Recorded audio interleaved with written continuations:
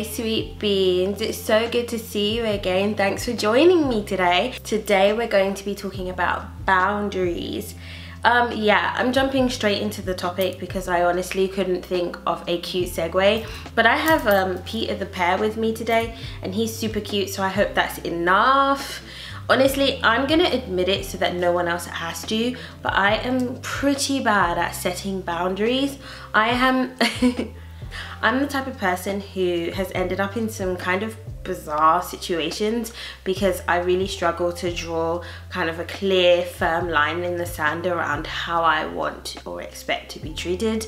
And it makes me feel a little bit bad because my friends are always getting on to me. You know, they're like, you need to set boundaries. What is this? You know, you need to not have that. And I'm just like, and I really struggle to understand like how people actually just go through life comfortably saying no.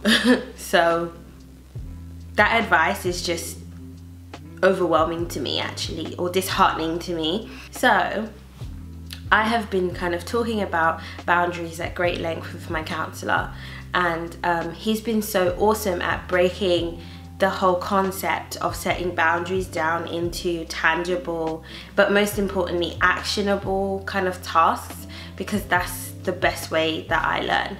If you take something that can kind of seem abstract and break it down into something that I can tick off, I'll get it in no time. So that's what he's been helping me to do. And one of the first tasks that he set me was for us to come up together with 10 kind of simple phrases that will help me to set boundaries. And I've been practicing these phrases in the mirror. And then of course, like, it's still my responsibility to recall and to use these phrases in the appropriate situations, and then also to follow through on kind of what I've said.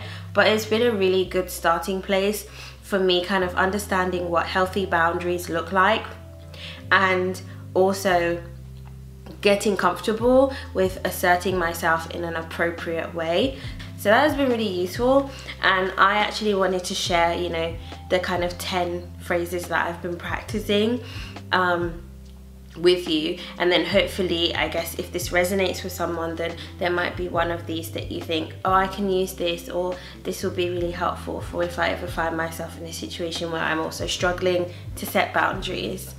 So it's probably going to be quite a short video because essentially I'm just sharing those 10 kind of simple boundary setting phrases that my counsellor and I have agreed upon together. So I'm just going to be like basically going through them. But I just wanted to share anyway because I felt like it was such an interesting and empowering task. And I have used some of these and it's been really helpful. So the first one is, if you yell at me like that again, I'm going to have to leave the room. So I practice that one in the mirror all the time. Some people might hear that and be like, you have trouble asking people not to yell in your face. Look, I'm going to be totally honest with you. If you kind of grew up in a household where people yelled at you all the time, or someone yelled at you all the time, and you didn't really have a choice to kind of make it stop because you're just a child and you don't really have agency like that, or you don't really have anywhere else to go, you get used to like that part of your brain that should develop into like asserting yourself just doesn't always develop. Like, yelling makes me really uncomfortable.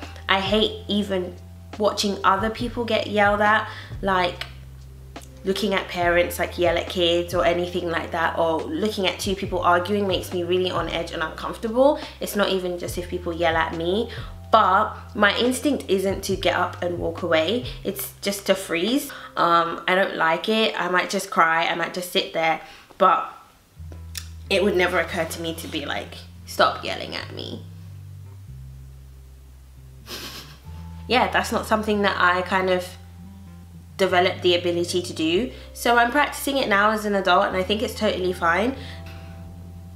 The only thing is I haven't had a chance to actually use this in practice because I'm kind of recluse, to be honest. Like, I'm not around people who would be yelling at me, but it's a really good one to have under my belt just in case. And then I'd have to obviously be responsible if I use this phrase to actually then get up and walk away if it did happen again. But it's definitely something that I think was like really useful to have, and I do practice saying that one quite often so that if the time ever does occur, I can like confidently say it. But anywho, so the second one is, hey, I doubt that was your intent, but you did XYZ and it hurt me. So this one is definitely really useful actually. I have had to use this one, you know, a few times, just because, you know, I mentioned in like one of my last videos that like sometimes, you know, when you're having a hard time mentally, people might say things that can be really insensitive, maybe even triggering. So, you know, this one is really useful. It's really good. It's a really good way of communicating with friends or romantic partners. Yeah, it's definitely opened up the doors to having some really fruitful kind of conversations where I feel like, yeah, I am able to express myself comfortably without it becoming an argument. Yeah, it definitely sets, you know, a nice tone if you ever need to tell someone that they've done something that is, you know, hurtful. So yeah, hopefully for like obvious reasons, that's a really good one. Number 3, so the next one is, I actually have had to use this one as well. Nobody was like yelling, but you know, sometimes you get a little bit, your voice gets a little bit, you know, bassy sometimes, or shrill. I don't like that. So this one is, when your voice is calm, I will share my thoughts and feelings with you. Yeah, that one definitely, like, I used it and it took the situation down from like 100 to 0 really quickly. I'm not sure what kind of magic is in these words, but it really worked. It was like, I want to talk to you, but I'm not going to talk to you while you're in this state kind of thing. But I find sometimes if you tell someone to like chill out or calm down, myself included, it blows them up even more. But by basically, you know, letting them know that I do want to talk to you about this, I do want to communicate with you about this, but just not in this way, was definitely like really useful. And you know, it brought kind of the tension out of the situation a little bit, and then we were just able to communicate and talk, and you know, get to the root of the issue, which oftentimes is something quite small, but communication is hard, you know. Number 4, this one is so simple, so simple. I'm not even going to go into lots of detail about it, but it's I'd rather not answer that.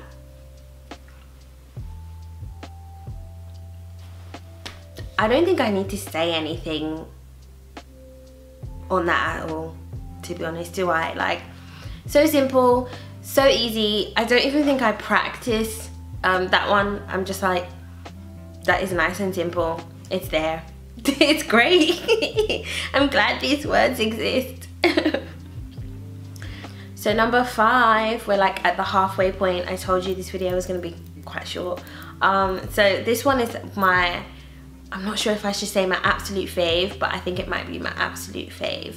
This one is really good for like relationships specifically, like romantic ones. So anyway, it's I can't share my deep feelings with you if you're going to punish me for them. So like, I don't know if I should really go into detail about the situations that you can use that in, but honestly, like, if you're having a conversation with someone where you need to get, you know, really honest, and you have to have a difficult conversation, and you know that person is going to kind of react, you know, strongly every time, you know, and it's a pattern, this one really sets the tone. I'm letting you know that if you are going to react, you know, if you're going to react strongly to everything that I say, I won't share with you. I don't have to share with you, and we don't have to share with each other unless you're ready to actually, you know, have a conversation where we're open to receiving each other's thoughts and feelings, without ego, without aggression, you know, just really listening, not just hearing, but listening, you know. And basically, I think as well, asking someone or telling someone that you won't be punished for how you feel is something that has been so important for me. So the next one is another simple one, and simply like, I'm not comfortable talking about this with you. Sweet. I've had lots of people be like, you know, open up to me, blah blah blah. I think when people like see that you're going through something really tough mentally, they automatically think the right thing to do is to offer their ear and their support, but they're not equipped for that support. And I've been burned so many times where people are like, I'm here for you, and then I open up to them and they just haven't got a clue how to tread. It does more harm than good. And so it's just like, yeah, actually I'm not comfortable talking to you about this. This is a subject that I don't want to talk to you about, and that's okay. Like, we can talk about other stuff, but not this, you know? It's much nicer as well than saying you don't have the skills or you don't have the range to have this conversation, and more so just being like, actually this isn't a topic that I, you know, I'm comfortable talking about, so let's just talk about other stuff, you know? So yeah, I like that one. Elede when allowed. So I think I'm on number 7 now. I'm not willing to argue with you. I'm not willing to argue with you, and I'm not going to argue with you, period. That one is really good, like, I'm gonna say it, for like family members and stuff. Like, I'm not gonna argue with you about this. Absolutely not. No way. You know, I'm 28 years old and I am so tired of like trying to get closure from certain situations and then just having myself gaslighted to, you know, oblivion, to the point where I'm questioning my own sanity and all this other stuff. Like, I'm just not gonna have this conversation with you anymore.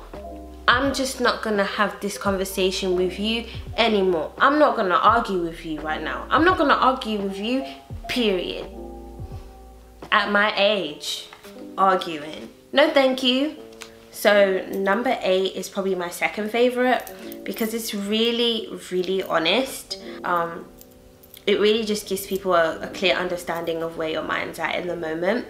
So it's, I'm sorry, I'm really overwhelmed, I need an hour to cool off.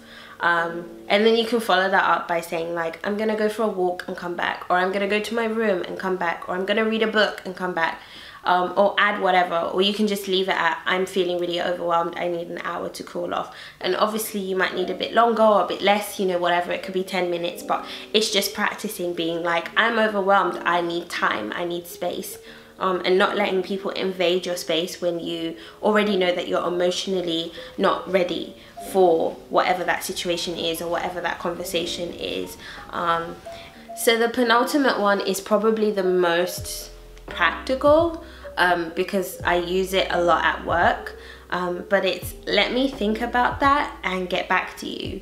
So I am such a yes girl, it really annoys me, I hate it, but like at work I'm one of these people who will be like, yeah sure, I'll do it, and I won't be, you know, I might not even have capacity, but I'll end up like overworking myself or working on the weekends to get stuff done, when, because I've accepted work that I knew I didn't have capacity for on the spot. But like now I'm practicing being like, oh, let me think about that, and I'll get back to you, or, you know, I just have to check my diary or check my capacity and then I'll get back to you. Because, you know, people asking you to do stuff on the spot really isn't what should be happening at all, and it's not my obligation to like take extra work on to like make people's life easier because they haven't planned. So it's totally fine to be like, yeah, let me think about it. And then that way I can actually like look at my diary or look at the things I've got on for the week and be like, yes or no. So yeah, this has been really, really helpful. And then the last one is not really like a saying or a phrase. Actually, it's, I'm kind of cheating here, but it's just to just not respond. This one works really well digitally, more so than like face to face. But like, nobody is entitled to access to you. So, you know, like, you don't have to respond to those hey big head texts. You don't have to respond to those messages, I'm sorry. You don't have to answer the phone to somebody who's made your life a living hell, you know, for, you know, years and years and years, and who now feels like they want to call you on Christmas Day because they're kind of lonely. You don't have to. You could just not. And that's fine. Like,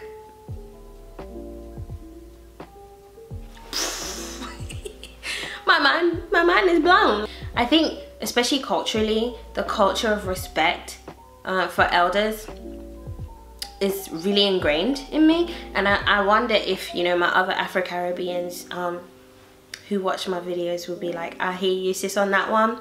So it's almost like you can't just ignore your aunties, your uncles, or your dad or your mum. Like, that's not something that comes natural. But I am an adult. I am nearly 30, like I'm gonna be 30 next year.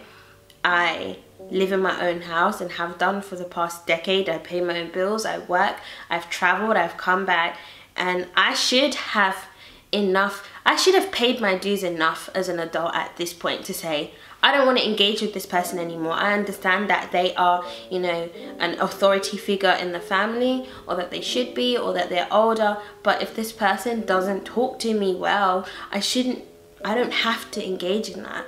And instead of getting into a conversation where, you know, I'm trying to use these phrases, they're clearly not gonna work, I could just not respond. I could just not engage in it. I can't hear insults. I can't hear insults unless I answer the phone or read the message. I don't have to subject myself to that. And I think it's still going to be a work in progress for me, really understanding or not feeling guilty about ignoring things. But ignoring things is really good for my peace of mind. But anyway, yeah, so I don't know if this video was like a silly idea or not. I kind of was just like so happy to have something in my arsenal that has made things like easier for me, and realizing that I've got a long way to go in terms of communication. You know, that's like similar to my video last week when I talked about emotional intelligence. I just want to share the things that I've learned, and almost like just see if other people kind of have these kind of difficulties, and maybe that these kind of things can help as well, for people that maybe don't have access to counselors and therapists and all this other stuff. So yeah, I'd be interested, like in the comments, you know, let me know if there's any other phrases that you use. Even if you're someone who's like really good at setting boundaries, you know, help a girl out. Or if you found any of these useful and you think actually like I might practice using that one because I really struggle in this area as well, you know, then comment down below, let me know, because I really want to know if these videos are like actually helpful. It means a lot to me when I get comments saying, you know, this video was so informative or insightful. So, you know, please do interact. I'm gonna go and eat some pancakes now, just enjoy the rest of like my day, because I'm actually filming after work, so that's why I'm in my like blazer, like a blazer. But yeah, it was really good to see you guys again, and like I said before in my other videos, if you love this content and you want to see this community grow together, then, you know, please do like, share and subscribe. I'm really bad at like promoting myself, honestly, but every share, every like means so much to me. So yeah, I love you guys so much, and I will see you again next time. Goodbye.